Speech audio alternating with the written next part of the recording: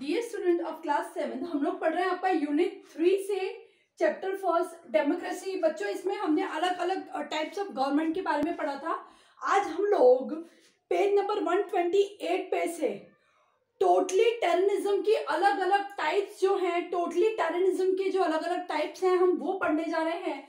तो इसमें हम सबसे पहले फर्स्ट टाइप हम लोग पढ़ चुके थे, कम्युनिस्ट टोटली टेररिज्म, जो कि चाइना में मौजूद है, हम पढ़ चुके थे। Now the we are going to learn about the fascist totalitarianism. इसको क्या पढ़ेंगे बच्चों? Fascist, FASCIST, fascist totalitarianism पढ़ेंगे हम इसको। अब ये किस प्रकार का टेररिज्म है ये हम पढ़ेंगे, ये कहाँ मौजूद था, कौन इसके फॉलोअर थे, वो हम पढ़ेंगे। So we are on the page number 128. We are on the page number 128 and we are understanding the topic fascist totalitarianism. Fascist totalitarianism under the leadership of the Mussolini. किसके अंडर लीडर कौन थे बच्चों? कुछ point हम लिखेंगे इसके। Mussolini जो थे इसके लीडर थे। कौन थे बच्चों? Mussolini remained very popular from 1922 to 1943. 1922 to 1943 Mussolini जो थे इस प्रकार की सत्ता के लिए जाने जाते थे। The economic condition of the Italy deteriorated drastically after the World War I, and to consolidate it, Mussolini formed the fascist party on the October 30, 1922. क्यों इस पार्टी की रचना हुई? 30 अक्टूबर 1922, 30 अक्टूबर 1922 में, क्योंकि इटली की, कहाँ की घटना है बच्चों? ये इटली, कहाँ की बात कर रहे हैं हम लोग बच्चों? इटली की बात कर रहे हैं। यूरोप की एक कंट्री है इटली की हम लोग बात कर रहे हैं। तो इटली में जो था, वहाँ की इकोनॉमिक कंडीशन जो थी वो बहुत ड्रास्टिकली खराब हो चुकी थी। इकोनॉमिकल कंडीशन जो थी बिल्कुल गड़बड़ा चुकी थी। उसको स्टेबल करने के लिए मुसोलिनी नाम के नायक ने, जिन्होंने अपनी सत्ता बनाई 1922 से लगाकर 1943 तक, 30 अक्टूबर 1922 को इस प्रकार की जो टोटली टेररिज्म जो थी उसकी उस पार्टी की स्थापना की एंड अज्यूम पावर, और वो फिर पावर में आई, यानी वो सत्ता में आई, यानी वो इटली के लीडर बने। In short time he was able to make a Italy strong nation after taking it out of economic depression. Fascists are the staunch critics of liberalism, democracy, communism and the socialism, and are in favor of a state intervention in every aspects of human life. इनका क्या था मुद्दा? State यानी nation intervention. State intervention बड़ा अजीब सा शब्द है बच्चों, और बड़ा क्रूअल शब्द भी है। इसको अभी आपको समझाएंगे क्या है। स्टेट इंटरवेंशन का मतलब होता है, स्टेट इंटरवेंशन का मतलब होता है राज्य की या नेशन की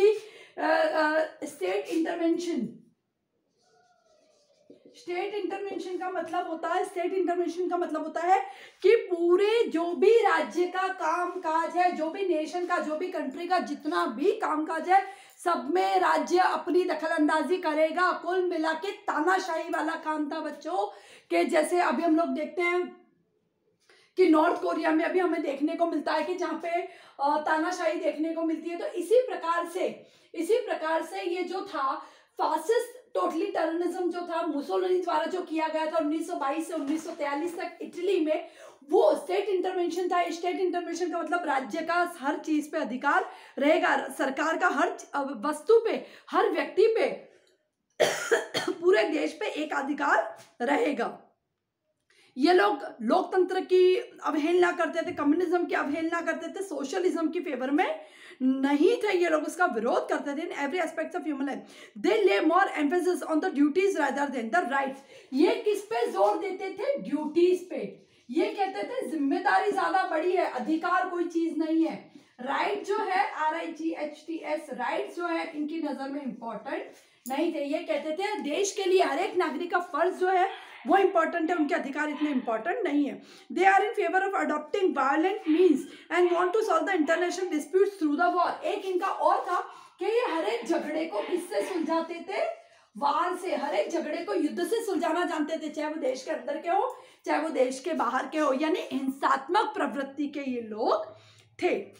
fascist consider democracy to be foolish. Fascist ये मानते थे डेमोक्रेसी जो है वो एक बेवकूफ़ी है, करप्ट है, भ्रष्टाचार पूर्ण है, डिस्पेक्टिव है, and the impractical rule and the regret the majority as a being unfit to rule. They denounce parliament as a talking shop. उन्होंने पार्लियामेंट को यानी उन्होंने संसद को टॉकिंग शॉप का नाम दिया था। टॉकिंग टॉकिंग TALKING बच्चों, टॉकिंग यानी वार्ता की जगह, जहाँ पे बैठ के, ऐसी दुकान जहाँ पे केवल वार्तालाप होता है, काम कुछ नहीं होता, टॉकिंग शॉप उन्होंने इस पार्लियामेंट को नाम दिया था। अब हम बात करते हैं बच्चों नेक्स्ट जो काइंड ऑफ टोटलिटैरिज्म था, जो था नाजी टोटलिटैरिज्म। दुनिया में प्रसिद्ध है बच्चों, दुनिया में पूरे वर्ल्ड में नाजिज्म जो था पूरे वर्ल्ड में प्रसिद्ध है। क्यों प्रसिद्ध है? Because of its cruelty. इसकी क्रुएलिटी के कारण, इसकी हिंसात्मक प्रवृत्ति के कारण अडोल्फ हिटलर जो थे वो पूरी दुनिया में लोग, हर जन बच्चा उनको जानता है अडोल्फ हिटलर के बारे में। हम उनके बारे में पढ़ेंगे। Nazism originated in Germany after the world war first. यहाँ इसका उद्भव कहाँ हुआ बच्चों? जर्मनी। कब? वर्ल्ड वॉर फर्स्ट के बाद। वर्ल्ड वॉर फर्स्ट के बाद जब जर्मनी जो था बुरी तरीके से युद्ध हार चुका था और जर्मनी को बहुत सारा हर्जाना पे करना था, क्योंकि उन्होंने दुनिया में युद्ध मचाया, उन्होंने दुनिया में बहुत सारे कंट्रीज को नुकसान पहुंचाया, तो उन जो जर्मनी जो था उसकी हालत खराब हो चुकी थी। उन्होंने डेप्ट ले लेके, उधार ले लेके, सारी जगह से बैंक लोन्स ले लेके उन्होंने युद्ध जो लड़ा था, अब जर्मनी तकरीबन बर्बाद हो चुका था। And Hitler is regarded as its founder. और इसके फाउंडर, जैसे यहाँ पे मुसोलिनी थे, इनके फाउंडर कौन थे? हिटलर बच्चों। हिटलर जो थे ये फैसिस्ट नाजी टोटलिटैरिज्म जो थे उनके फाउंडर थे। Humiliating conditions were imposed on Germany by the Treaty of the Versailles after the First World। Germany जो था उसके ऊपर बहुत सारी ह्यूमिलेटिंग है अमानवीय संधियां जो थी उसके ऊपर थोपी गई प्रथम विश्व युद्ध के बाद। To take Germany out of such a condition. अब क्या था? A strong government was necessary to take Germany out of such a condition. Germany की जो ऐसी हालत थी उसको सुधारने के लिए जर्मनी में एक मजबूत सरकार की जरूरत थी। वर्साइलिस नाम की जगह पे जर्मनी ने बाकी जो कंट्रीज थी, इटली भी थी इसके अंदर बच्चों, बाकी और कंट्रीज थी, आप थोड़े 9th में आ जाओगे तो इसके बारे में पढ़ोगे, तो उस एक संधि की, एक समझौता किया, उसके तहत जर्मनी को बहुत सारा हर्जाना पे करना पड़ा। और ये फ्रांस को बहुत सारा हर्जाना पे करना पड़ा। तो जो हिटलर जो थे वो उन्होंने एक सरकार बनाई ताकि वो जर्मनी को इस हालत से बाहर निकाल सके। A strong government was necessary to take Germany out of such a condition. It was such a circumstances that Hitler appeared on the scene in 1934. He became the chancellor of the government after doing away with the Weimar constitution, and within a short period of a time made Germany once again a prominent nation of the world. 1934 कब से बच्चों? 1934। ये workers party थी। कौन सी party थी? ये आपकी book में मेंशन नहीं है, लेकिन बच्चों वर्कर्स पार्टी थी। इसके ये चांसलर बने। हिटलर जो थे, अडोल्फ हिटलर इनका पूरा नाम था। हिटलर जो थे इसके चांसलर बने, और चांसलर बनने के बाद धीरे धीरे करके ये जर्मनी की सत्ता में आ गए, और कुछ ही पीरियड में, बहुत कम समय में इन्होंने जर्मनी को एक स्ट्रॉन्ग नेशन के रूप में दुनिया के सामने लेके आ गए। Nazis were against the personal freedom and laid emphasis on the duty, discipline and sacrifice. ये किस पे जोर देते थे? ड्यूटी, सैक्रिफाइस,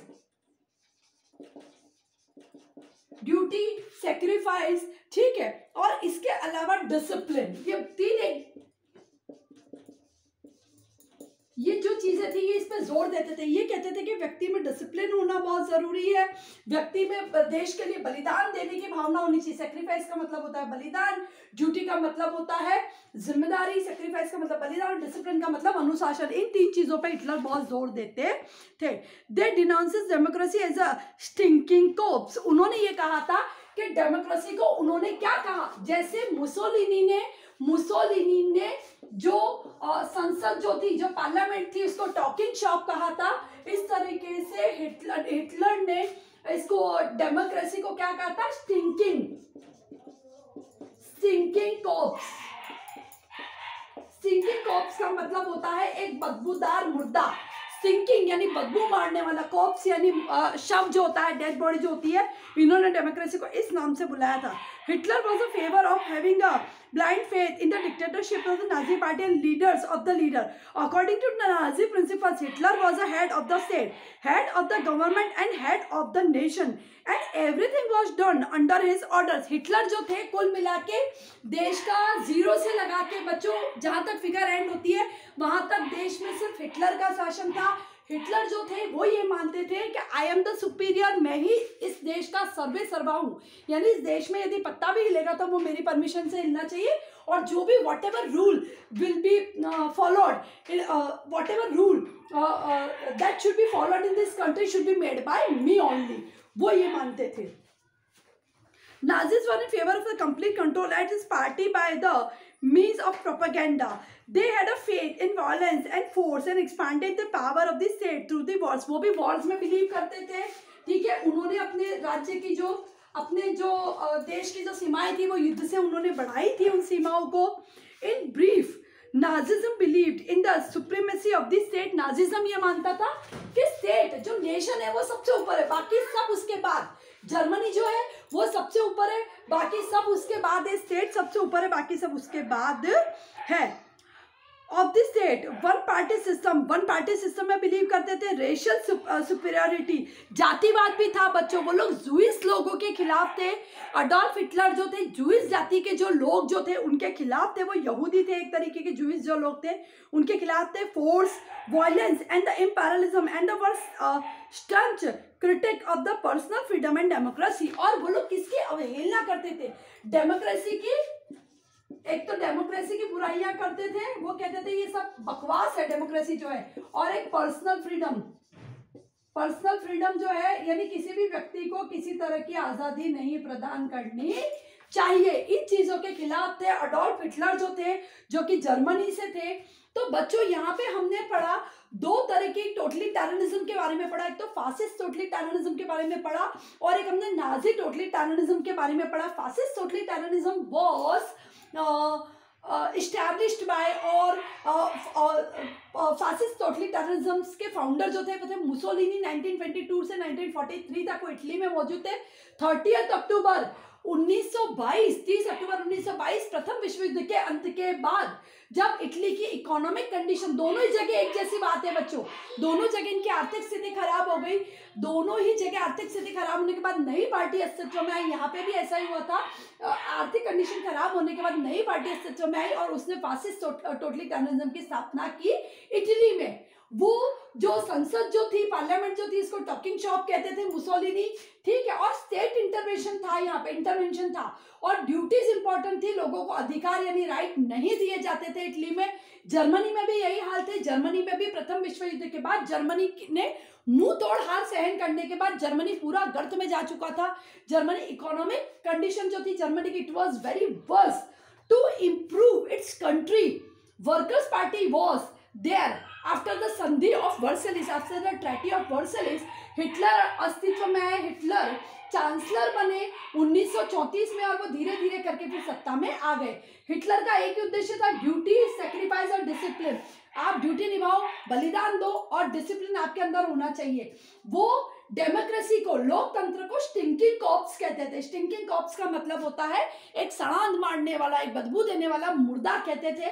और इनका एक ही उद्देश्य था, उन्होंने भी वॉर को फॉलो किया, उन्होंने लोगों की फ्रीडम को खत्म कर दिया, डेमोक्रेसी को जीरो मानते थे और वॉर्स के जरिए उन्होंने भी अपने जो नेशन जो था उसकी सीमाएं बढ़ाई, उसकी टेरिटरीज थी वो बढ़ाई। तो ये था बच्चों fascist totalitarianism and in Germany Nazi totalitarianism. I hope बच्चों you all understand it very well. बच्चों आपको इससे एक बात कहना चाहेंगे कि दोनों चीजें आपको बहुत अच्छे से समझ और याद रहनी चाहिए, क्योंकि you have to go through it up to the 10th class. आपको 10th क्लास तक बच्चों ये सारी चीजें पढ़नी है और आपको यदि बेसिक चीजें समझ में आ गई तो आप 9th और 10th में बहुत इजीली, मतलब 8, 9, 10th में बहुत इजीली आप इनको समझ पाएंगे और आपके लिए इजी रहेगा। Thank you very much.